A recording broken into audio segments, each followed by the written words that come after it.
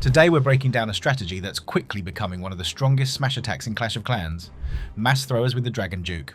This army combines overwhelming ground power with the Dragon Duke's explosive support, creating a push that can shred through even the toughest TH18 bases. We'll cover the troop composition, spell lineup and step-by-step execution so you can master this meta attack and start crushing in Legends League and Wars. Let's get into it. Before we get into the attack, let's quickly go over the army composition. For the army, we have 13 throwers, supported by 5 healers, 1 druid and 2 super wall breakers to help open up the base.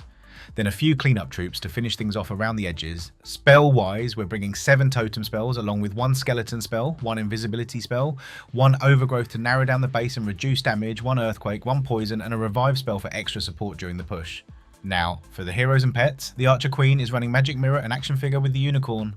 The Grand Warden has the Rage Gem and Life Gem with Sneezy. The Dragon Duke is equipped with the Stone Blaster and Flame Blower with the Phoenix.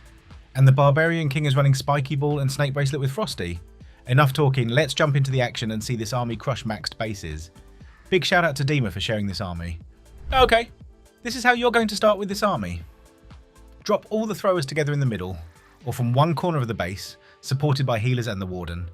Send the Dragon Duke down one side and the Queen on the opposite side. Use totems to distract air defences so the Dragon Duke can push safely. The key thing here is setting a proper funnel for the throwers so they stay inside the base. The King will further assist the Dragon Duke, but he's flexible. We're delaying the log launcher a bit because we want the throwers to clear the first line of defences first, so the launcher can push deeper. The King is taking heavy damage on the top side from rage defences. Use his ability right there. Also pop the Queen's ability on the bottom side of the base. So far so good. This is exactly what we want. A clean funnel on both sides. The Queen has taken the 3 o'clock compartment, the Dragon Duke is working at 12 o'clock and the throwers are powering through the middle. Drop the overgrowth here to narrow the base, then use the Dragon Duke's ability to stun defences and keep the push strong. The King is still alive on the top side, the Queen is working the bottom, and the log launcher has opened all the way to the Town Hall. That's why we delayed it. As the Dragon Duke and King go down, always prioritise reviving the Dragon Duke over the King or Queen. He alone gives you more value. Don't panic on the back-end Guardian with all heroes because the throwers will just chain them down. The attack is insanely quick. The Queen is still alive, working her side. The Dragon Duke is inside the Warden's aura and we still have 1 invisibility left. They finish off the Tesla farm. Perfect triple. Let's look at the next base. So here's the second base. Start with a wall breaker just like the first attack to enter the base. Now, drop all the throwers into the middle.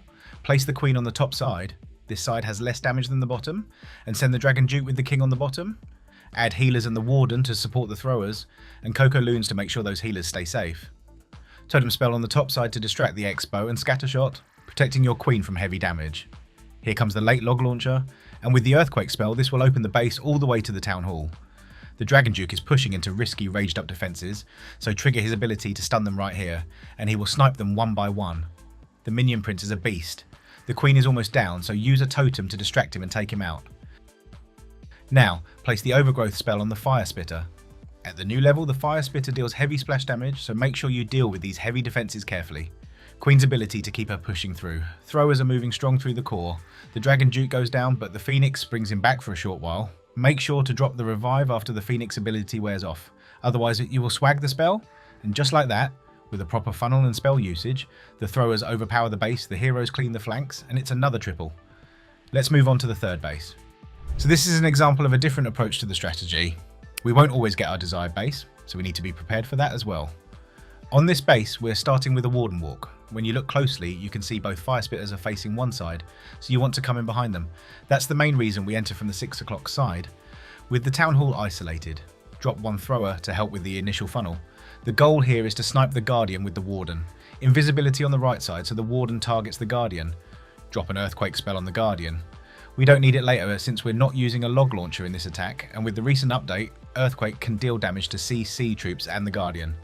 Now send in the Wall Breaker, then throwers at 5 o'clock.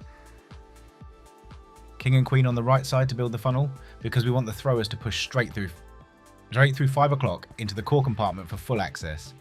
This time we're using the Troops Launcher. Dragon Duke directly onto the Revenge Tower. This creates a clean counterclockwise L-shaped path. The King and Queen clearing the outside and throwers driving through the middle.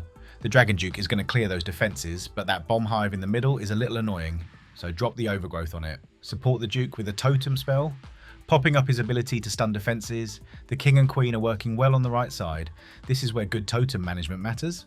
The placement here forces CC troops, the ricochet cannon, and the super wizard tower to target the totem instead of heroes. Absolutely perfect. Pop the king's ability to snipe more defences. The Dragon Duke eventually goes down, but he did amazing work on his own. Revive him, and now we've got all 4 heroes alive again, backed by tons of throwers, and at this point, there's nothing left in the base to stop them. The funnel is clean, the spells were managed perfectly, and the throwers overwhelm the core.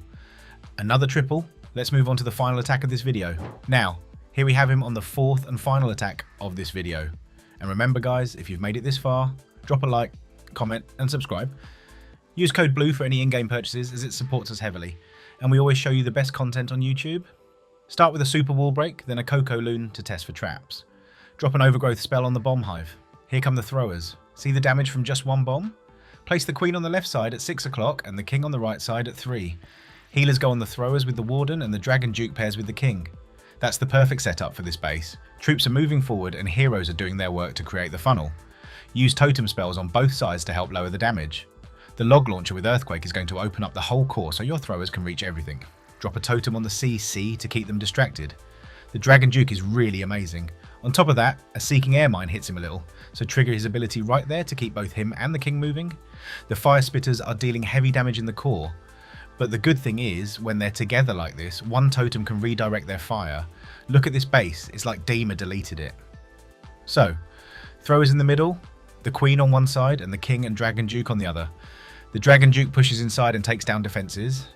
With good spell management, this attack is far better than with the RC before nerfing throwers, but anyways, thank you guys so much for watching. We really appreciate it, and we'll catch you all in the next video.